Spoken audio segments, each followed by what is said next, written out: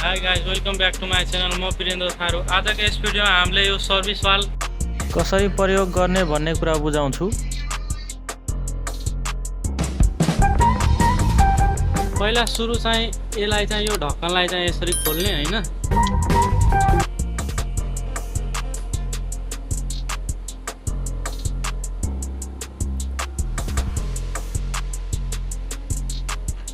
यो खोलिसकेपछि यो भल्भ चाहिँ टाइट छ या फेरि खुल्ला छ त्यो चाहिँ चेक गर्ने। यो खुल्ला छ, यो पोइन्ट चाहिँ खुल्ला छ भने चाहिँ यो खोल्ने हैन।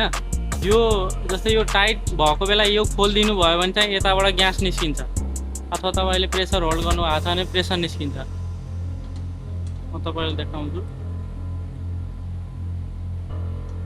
यो अहिले खुल्ला नै छ हैन। अहिले खोल्दाखेरि यो ग्यास निस्किन्न। ल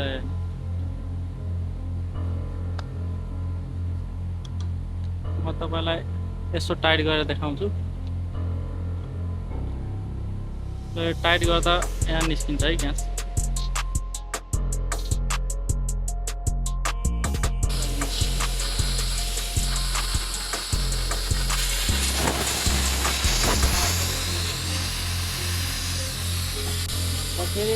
खोलिदिनु भयो भने बन्द हुन्छ।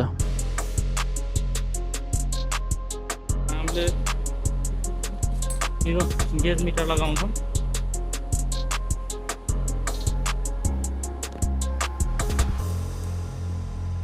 यो पहिला यो चाहिँ यसरी यसमा लगाउने। यो टाइट भइसकेपछि, राम्ररी टाइट भइसकेपछि चाहिँ बल्ल यो सर्भिस वाललाई चाहिँ यसरी गेज मिटर पनि हेर्नु। यसरी टाइट गर्नुभयो भने बढ्छ।